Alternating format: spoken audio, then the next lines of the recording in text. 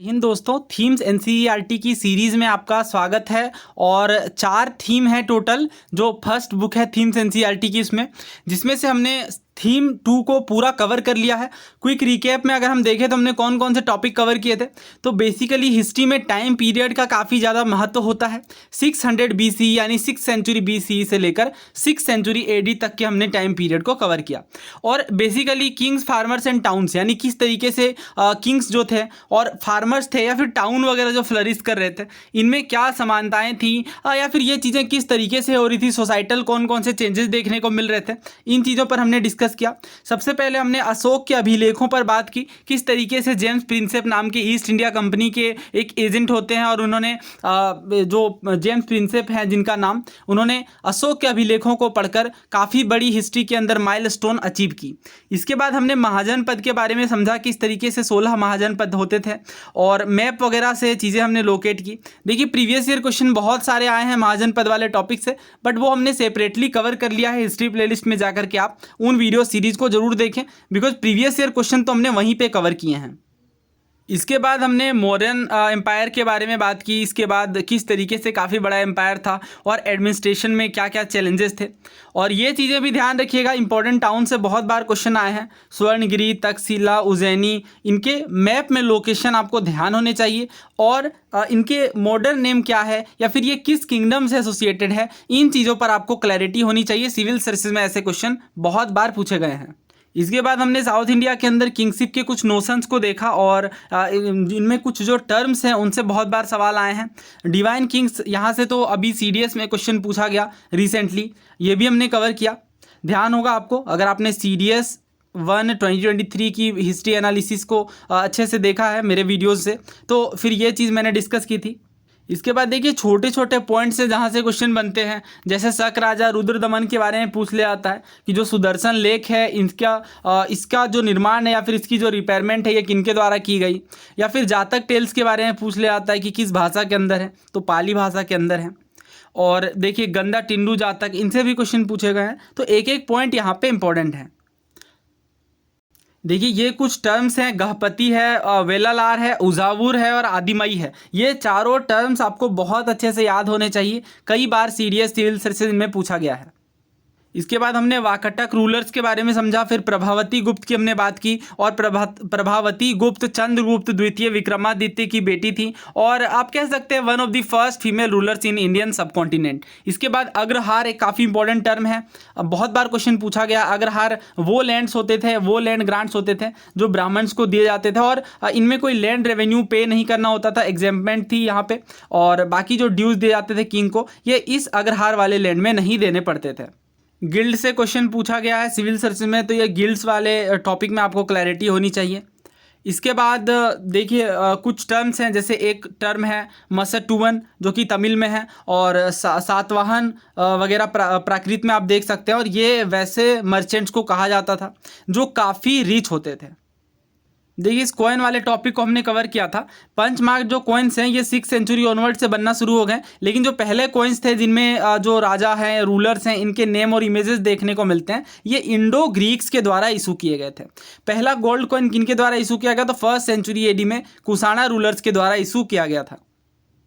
देखिए, ये बहुत ही इंपॉर्टेंट है, Periplus of the Erythraean sea, unknown Greek author के द्वारा लिखा गया है, बट इसकी मीनिंग भी इंपॉर्टेंट है और ये हमने डिस्कस किया था। देखिए, ये सवाल सिविल सर्विसेज 1998 का है, और करेक्ट क्रोनोलॉजिकल ऑर्डर में आपको बताना है जो भारत में अपीयर हुए। पहला गोल्ड कॉइन्स, दूसरा पंच मार्क सिल्वर कॉइन्स, तीसरा है आयरन प्लो, और चौथा है अर्बन कल्चर। और ये ऑप्शन है 3412, 3421, 4312 या फिर 4321। हिंट देता हूँ मैं आपको कि जो हड़प्पन सिविलाइजेशन थी वो अर्बन कल्चर थी ना। इसे आंसर करिए कमेंट बॉक्स में, ये सिविल सर्विसेज का क्वेश्चन है। दोस्तों, जो लास्ट चैप्टर है वो काफ़ी ज़्यादा इंपॉर्टेंट है, थीम 2, और अलग अलग टॉपिक्स में हमने उनके प्रीवियस ईयर क्वेश्चन को कवर किया है, और कुछ जो क्वेश्चन है उन्हें मैं टॉपिक वाइज कवर कर ले रहा हूँ और एक साथ हम डिस्कस कर लेंगे। फिलहाल हम थीम 3 का डिस्कशन शुरू करते हैं, और चैप्टर का नाम है किंगशिप, कास्ट एंड क्लास। यह भी बहुत ज़्यादा इंपॉर्टेंट चैप्टर है, और 600 BCE से लेकर 600 CE का ही टाइम पीरियड है, बट हम अलग एंगल से एनालाइज करने वाले हैं, सोसाइटी के पर्सपेक्टिव से हम चीज़ों को देखेंगे।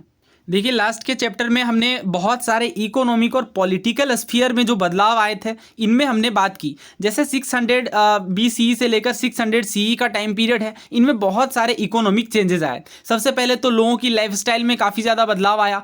इकोनॉमिक टर्म्स में अगर हम देखें तो काफ़ी ज़्यादा फ्लरिशमेंट देखने को मिली। खास करके 6th सेंचुरी BCE का जो टाइम पीरियड है उनमें रिलीजियस अपहेवल का भी टाइम पीरियड माना जाता है। दुनिया भर के अलग अलग कोने में कई सारे अलग अलग रिलीजियस डिनोमिनेशन शुरू हुए। सोसाइटी में भी जाहिर तौर पे बहुत सारा बदलाव देखने को मिला। जैसे एग्रीकल्चर की जो एक्सटेंशन है ये काफ़ी ज़्यादा बढ़ी और जो फॉरेस्ट एरिया है इनको ट्रांसफॉर्म कर दिया गया फॉरेस्ट ड्वेलर्स के रहने की जगह के रूप में। और इसका फ़ायदा और इसका रीज़न भी बहुत ऑब्वियस है। इसका रीज़न है आयरन की डिस्कवरी। 6th सेंचुरी BCE का अगर हम टाइम पीरियड देखें तो इनमें जो सबसे मेजर अचीवमेंट हुई वो हुई आयरन की डिस्कवरी और आयरन के टूल्स बनाए जाने लगे, जिनसे जो फॉरेस्ट वगैरह है उन्हें क्लियरेंस में मदद मिली और उन लैंड्स को एग्रीकल्चर के लिए आप कह सकते हैं कि यूज़ में लाया गया। देखिए हिस्टोरियंस की अगर हम माने तो टेक्स्ट और इंस्क्रिप्शन इन चीज़ों की मदद से बहुत सारे सोशल सिचुएशन प्रैक्टिसेस इन चीज़ों को सामने लाने का प्रयास किया गया। तो हमें ये समझना है कि किन्होंने कौन सी चीज़ कंपोज की, राइट, और किन के लिए की, बिकॉज ये चीज़ भी बहुत ज़्यादा मैटर करेगी। और लैंग्वेज कौन सा यूज़ किया गया, कंटेक्स्ट क्या है, इन चीज़ों को अगर हम समझेंगे तो डेफिनेटली फिर हिस्ट्री को हम एक बेहतर ढंग से समझ पाएंगे। अगर महाभारत की बात करें जिनमें 10,000 से भी ज़्यादा वर्सेज है, रिचेस्ट टेक्स्ट माना जाता है और ऑब्वियसली ये one of the lengthiest text है। कब कंपोज किया गया था तो लगभग 5th सेंचुरी BCE में किया गया था और तब से लेकर के अभी तक ये सर्कुलेशन में है। सेंट्रल स्टोरी आपको पता ही है, 2 कजन्स के बीच की वॉरफेयर है और इसके बाद कई सारे moral behaviour, norms of behaviour, जो सोशल वैल्यूज़ हैं, इन चीज़ों पर भी प्रकाश डालता है ऑब्वियसली महाभारत। और महाभारत की सबसे खास थीम तो यही है कि कौन कौन से प्रिंसिपल कैरेक्टर्स हैं या कौन कौन से जो सोशल नॉर्म्स हैं ये चीज़ें सोसाइटी में एग्जिस्ट करती थी। देखिए महाभारत के क्रिटिकल एडिशन को भी प्रकाशित करने का प्रयास किया गया, तो ये आप ध्यान रखिएगा। One of the most ambitious project जो 1919 में शुरू किया गया, किनके लीडरशिप में, तो ये क्वेश्चन पूछा जाता है, ध्यान रखिएगा। VS सुक्तांकर जी के नेतृत्व में। और जो क्रिटिकल एडिशन महाभारत का प्रकाशित करने का प्रयास किया गया, इनमें बेसिकली क्या किया गया कि महाभारत के क्रिटिकल एडिशन को पब्लिश करना है।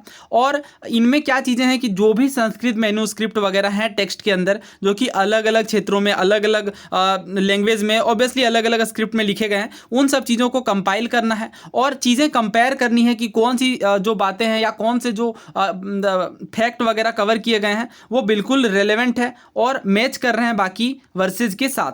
उन चीज़ों को कंपाइल करके 1300 पेजेस की बुक को तैयार किया गया और इस प्रोजेक्ट को पूरा होने में लगभग 47 ईयर्स का टाइम लगा। तो इससे 2 बात बहुत ही अपेरेंट हो गई। पहली चीज़ तो ये कि कुछ कॉमन एलिमेंट्स देखने को मिलते हैं संस्कृत वर्जन में, जो कि मैन्युस्क्रिप्ट वगैरह से पता चलता है। और जैसे कश्मीर है, नेपाल है, या और भी जो अगर आप केरला के अंदर देखें या तमिलनाडु में, इवन सदर्न इंडिया में भी, तो इनमें बहुत सारी चीज़ें मेल खाती हैं संस्कृत वर्जन में और मैन्युस्क्रिप्ट से ये बातें पता चलती हैं। नाउ बात करते हैं किनशिप एंड मैरिज की।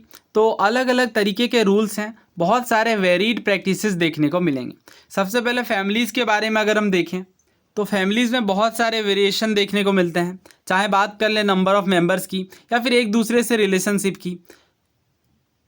ईयरली सोसाइटीज़ के अंदर अगर हम देखें तो जो इतिहासकार हैं ये इलीट फैमिली के इन्फॉर्मेशन को तो काफ़ी इजीली रिट्रीव कर लेते हैं, बट जब बात आती है ऑर्डिनरी पीपल के जीवन को या उनकी जो सोसाइटल कंडीशन है या उनकी जो फैमिली के साथ किस तरीके से रिलेशनशिप है, उन चीज़ों को समझने में प्रॉब्लम्स आती हैं।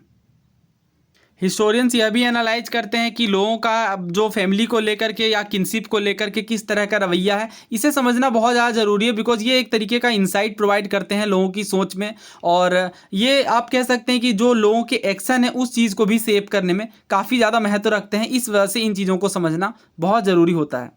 नाउ बात करते हैं आइडिया ऑफ पैट्रीलाइनी की। देखिए पैट्रीलाइनी का मतलब क्या होता है, तो फादर टू सन और फिर again son to grandson, इस तरीके से जब डिसेंट को ट्रेस किया जाता है तो वो पैट्रीलाइनी कहलाती है। जबकि अगर मैट्रीलाइनी की बात करें तो ये वो टर्म है जिसका मतलब होता है कि मदर के थ्रू डिसेंट को ट्रेस किया जाता है। सो यहाँ पे महाभारत की स्टोरी के साथ समझाया गया है किस तरीके से किनशिप रिलेशन चेंज होते हैं।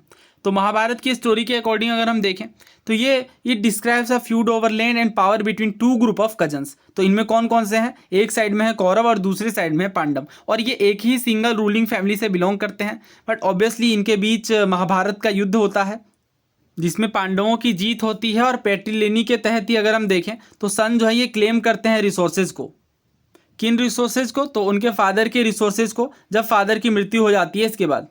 तो ये सिस्टम बहुत ही कॉमनली प्रैक्टिस देखने को मिलता है अगर आप ancient history even medieval history की भी बात करें तो। बिकॉज जब एक रूलर की डेथ हो जाती है तो उत्तराधिकारी के रूप में उनके पुत्र को ही चुन लिया जाता है।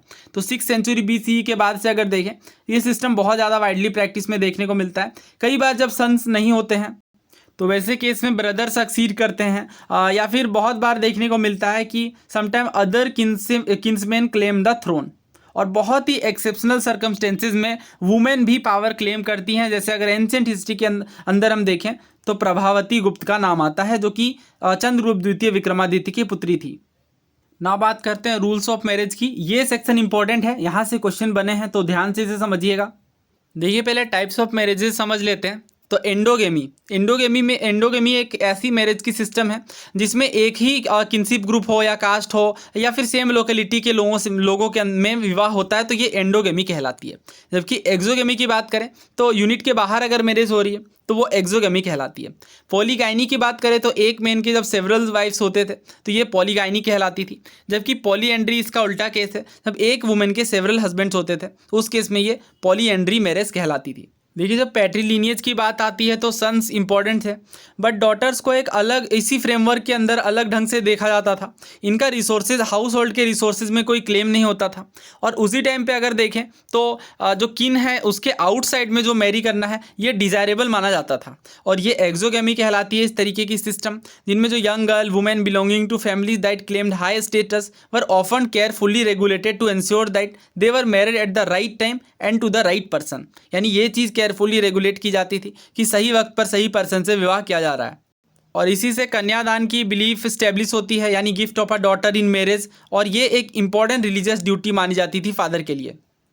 इन चीज़ों को लेकर के और इसके अलावा और भी कई तरीके के सोशल बिहेवियर को ग्रेट डिटेल में कंपाइल करके जो बुक्स लिखी गई वो काफ़ी ज़्यादा इंपॉर्टेंट है। जैसे 5th सेंचुरी में ये जो नॉर्म्स है इन्हें कंपाइल किया गया संस्कृत टेक्स्ट में, जिन्हें धर्मसूत्राज और धर्मशास्त्राज कहा जाता था। देखिए धर्मसूत्राज और धर्मशास्त्राज में कोई खास फर्क नहीं है तो दोनों ही सोशल नॉर्म्स सोशल बिहेवियर इन्हीं चीज़ों को कंपाइल करके लिखी गई हैं। बट थोड़ा सा फर्क ये है कि ये सूत्र के फॉर्म में है, यानी प्रोज स्टाइल है राइटिंग की, जबकि धर्मशास्त्राज जो है ये पोएट्री फॉर्म है, यानी श्लोक के फॉर्म में है। और धर्मसूत्राज ज़्यादा ऑथोरिटेटिव हैं धर्मशास्त्राज के मुकाबले। इनमें से जो मोस्ट इंपॉर्टेंट वर्क है ये मनुस्मृति थी, जो कि 200 BCE से 200 AD के बीच कंपाइल की गई थी। अब देखिए ये इनके जो ऑथर हैं ये क्लेम करते थे कि इसकी यूनिवर्सल वैलिडिटी है, लेकिन ऐसी ऑब्वियसर्ली ऐसी सिचुएशन रही होगी कि बहुत बार इन चीज़ों को फॉलो नहीं किया गया होगा। और इसके अलावा यह भी इम्पॉर्टेंट है कि जो धर्मशास्त्राज और धर्मसूत्राज हैं इनमें 8 फॉर्म्स ऑफ मैरिज के बारे में बताया गया है, जिनमें से जो 4 हैं इन्हें गुड की कैटेगरी में रखा गया है, और जो 4 मैरिज हैं इन्हें कंडेम किया गया है, इसकी निंदा की गई है। नाउ बात करते हैं गोत्र की। यहाँ से ढेर सारे सवाल हैं प्रीवियस ईयर के, तो उसे भी हम कवर करेंगे। देखिए अगर ब्राह्मणिकल प्रैक्टिस के अकॉर्डिंग देखें तो सबसे इंपॉर्टेंट जो बात है गोत्र के अंदर, और ये 1000 BCE के बाद से ही देखने को मिलती है कि लोगों को गोत्र के टर्म्स में क्लासीफाई किया गया। तो प्रत्येक गोत्र जो है ये वैदिक सीयर के आधार पर अपना नाम डिराइव करते हैं, और जब सेम गोत्र के लोग हैं तो उन्हें डिसेंडेंट्स माना जाता है। अब 2 इंपॉर्टेंट रूल्स क्या थे गोत्र से संबंधित। पहला तो ये कि women were expected to give up their fathers gotra and adopt that of their husband on marriage, यानी विवाह के बाद जो वुमेन है ये फादर के गोत्र को गिव अप कर देती थी और हस्बैंड का जो गोत्र है ये अडॉप्ट करती थी। और दूसरा इंपॉर्टेंट ये है कि एक ही गोत्र के जो मेंबर हैं ये आपस में विवाह नहीं कर सकते थे। बहुत सारे किंग और क्वींस के जो नाम हैं ये गोत्र के नाम से डिराइव्ड हैं और पावरफुल रूलिंग लीनिएज को दिखाते हैं ये नाम। खास करके अगर सातवाहन डायनेस्टी की बात करें तो सातवाहन रूलर्स के सेवरल जनरेशन के जो नाम हैं ये इंस्क्रिप्शन में दर्ज किए गए हैं, और ये किस तरीके से लिखे जाते थे इससे आपको काफ़ी कुछ आइडिया मिलेगा। जैसे अगर वैदिक सीयर्स जिनमें गोत्र का नाम रखा गया है, जैसे वसिटी या गौतम वशिष्ठ, इन सीयर्स के नाम पर यानी इन ऋषि मुनियों के नाम के आधार पर इन गोत्र का नाम रखा गया है। जैसे राजा गौतमी पुत्र श्री सातकर्णी, ये प्राकृत भाषा के अंदर है, इस वजह से अदरवाइज अगर हम संस्कृत के अकॉर्डिंग या हिंदी के अकॉर्डिंग देखें तो राजा गौतमी पुत्र श्री सातकर्णी। इसी तरीके से राजा वशिष्ठी पुत्र श्री पुलुमई और राजा गौतमी पुत्र समी श्री यन सतकर्णी। ये नाम इंपॉर्टेंट नहीं है, बट ये आपको पता होना चाहिए कि इस तरीके से गोत्र के आधार पर किंग के नाम रखे गए हैं, स्पेशली सातवाहन डायनेस्टी के अंदर, बिकॉज ये कई बार पूछा गया है। कुछ जो सातवाहन रूलर्स हैं ये पॉलीगाइनस थे, यानी एक से ज़्यादा वाइफ्स थी। और अगर वुमेन्स के नेम के अकॉर्डिंग हम देखें सातवाहन रूलर्स में तो यह भी दिखाते हैं कि बहुत सारे जो नाम हैं ये गोत्र से डिराइव किए गए हैं, जैसे गौतम वशिष्ठ, और ये इनके फादर के गोत्र होते थे। तो अब यूनिक बात यही है इसके अंदर कि अभी हमने देखा था कि जो नेम है, अगर गोत्र के 2 इंपॉर्टेंट रूल्स के अंदर हमने देखा, फर्स्ट तो ये कि जब वुमेन की मैरिज हो जाती है तो उसके बाद वो फादर के गोत्र को नहीं रखती और हस्बैंड का गोत्र अडॉप्ट करती हैं। बट यहाँ पे ये चीज़ नहीं देखने को मिलती, और जो फादर के जो हस्बैंड के गोत्र हैं इन्हें नहीं रख करके, बल्कि जो फादर के गोत्र हैं जैसे गौतम वशिष्ठ, इन्हीं गोत्र के आधार पर इनके नाम चलते हैं। तो कभी भी इस तरीके से स्टेटमेंट बने कि ये चीज़ें देखने को मिलती हैं हमेशा ही, तो हमेशा वाली जब बात आएगी, ऑलवेज वाली बात आएगी, तब ये सेंटेंस गलत हो जाएंगे, क्योंकि एक्सेप्शन भी देखने को मिलता है। Even some of these women belong to the same gotra, तो ये भी हमने देखा था कि सेम गोत्र से अगर बिलोंग करें तो फिर मैरिज नहीं होती, बट वो चीज़ भी यहाँ पे 100% ट्रू नहीं है। तो इन बातों का भी ध्यान रखें, इस तरीके से क्वेश्चन भी बने हैं। अब देखिए यहाँ से सबसे इंपॉर्टेंट बात है कि जो सातवाहन रूलर्स हैं इन्हें मेट्रोनिमिक के रूप में आइडेंटिफाई किया जाता है, यानी सातवाहन रूलर्स के जो नाम हैं ये इनके मदर के नाम से डिराइव्ड हैं। तो ये चीज़ बड़ी यूनिक है और इससे ढेर सारे सवाल बनते हैं। तो ध्यान रखिएगा कि किन रूलर्स के नाम जो हैं ये मेट्रोनिमिक हैं, यानी माँ के नाम के आधार पर हैं। तो ये हैं सातवाहन रूलर्स। बट कंक्लूजन पर पहुंचने से पहले यह भी ध्यान रखिएगा कि सातवाहन रूलर्स में जो सक्सेशन है ये पैट्रीलिनियल ही होता था, यानी पिता के बाद बेटे और उसके बाद फिर उसके ग्रैंडसन, इस तरीके से ही रूलिंग चलती थी। तो अगर स्टेटमेंट बने कि जो सातवाहन रूलर्स हैं ये अपने नाम मेट्रोनिमिक रखते थे और जो सक्सेशन होता था ये मैट्रीलिनियल होता था, तो ये गलत होगा, बिकॉज जो गद्दी में सक्सेशन है ये पैट्रीलिनियल ही था। नाउ बात करते हैं social differences within and beyond the framework of caste, यानी कास्ट के फ्रेमवर्क के विद इन और उसके बियॉन्ड भी क्या क्या सोशल डिफरेंसेस थे। तो इनमें राइट ऑक्यूपेशन की अगर हम बात करें तो धर्मशास्त्र और धर्मसूत्राज के अकॉर्डिंग हम देखें तो 4 कैटेगरीज या फिर 4 वर्णाज में, जैसा कि आपको पता है, डिवाइड किया गया है कास्ट सिस्टम के अंदर, जिनमें जो ब्राह्मण से सपोज किया जाता है study and teach the Vedas, perform sacrifices and get sacrificial performed and give and receive gifts. इसी तरीके से अगर क्षत्रियाज की बात करें तो warfare, protect people and administer justice, ये इनके प्रमुख काम है, या वेदास की स्टडीज़, और इसके अलावा सेक्रीफाइस परफॉर्म्ड और गिफ्ट्स देना। जबकि लास्ट 3 ऑक्यूपेशन जो हैं ये वैश्याज को भी असाइन किए गए थे, और इसके अलावा एग्रीकल्चर, पेस्ट्रोलिज्म, ट्रेड, ये चीज़ें भी साथ के साथ थी। Shudras were assign only 1 occupation that of serving the 3 higher varnas. So ये क्वेश्चन CAPF 2020 का है और आपसे पूछा गया है which of the following are prescribed as duties of Vaishyas according to Dharmashastras. तो धर्मशास्त्राज के अकॉर्डिंग कौन से ड्यूटीज़ प्रिस्क्राइब किए गए थे वैश्याज को? Studying the Vedas, engaging in trade. Option क्या क्या है? ऑप्शन है 1 ओनली, 2 ओनली, बोथ 1 and 2, या नीदर 1 नोर 2। सो ये आप स्पष्ट तौर पे पढ़ सकते हैं, the last 3 occupation were also assign to the Vaishyas. कौन कौन से? तो ये हैं, इनमें sacrifice, perform, make gift and study the Veda, ये जो 3 हैं ये वैश्याज को भी असाइन किए गए थे। इसके अलावा एग्रीकल्चर, पेस्ट्रोलिज्म, ट्रेड, ये चीज़ें भी एक्सपेक्टेड थी। तो इसका मतलब डेफिनेटली स्टडी द वेदास होगा, और दूसरा इंगेजिंग इन ट्रेड ये भी होगा। तो कंफ्यूज नहीं करना है आपको, दोनों ही बातें यहाँ पे सही है, बोथ 1 and 2 इसका आंसर होगा। तो इस तरीके से रीड बिटवीन द लाइन बहुत ज़रूरी होती है। अब अगर आपने लेक्चर को ध्यान से यहाँ तक फॉलो किया है तो इस क्वेश्चन का आंसर करिए। The Agrahara in yearly India was, yearly India में अग्रहारा शब्द का क्या मतलब था? ये विलेज या फिर लैंड ग्रांट जो ब्राह्मण्स को दिए गए थे उसे कहा जाता था। जो अगर के फ्लावर्स हैं इनके गार्लैंड को कहा जाता था, यानी फूलों की माला, या फिर ये ग्रांट था ऑफिसर और सोल्जर को जो लैंड दिए जाते थे उस चीज़ को लेकर के, या फिर ये लैंड और विलेज था जो कि वैसा फार्मर के द्वारा सेटल किया गया था। तो इसका आंसर आप कमेंट बॉक्स में करिए। सो मिलते हैं जल्द ही नेक्स्ट वीडियो में आगे के टॉपिक्स के साथ, और बहुत सारे जितने भी प्रीवियस ईयर क्वेश्चन हैं उन चीज़ों को भी हम एंड में डिस्कस करते रहेंगे। उम्मीद है आपको इस वीडियो सीरीज़ से हेल्प मिल रही होगी, तो अपने दोस्तों के साथ शेयर ज़रूर करें। चैनल पर नए हैं तो सब्सक्राइब करें। Thank you.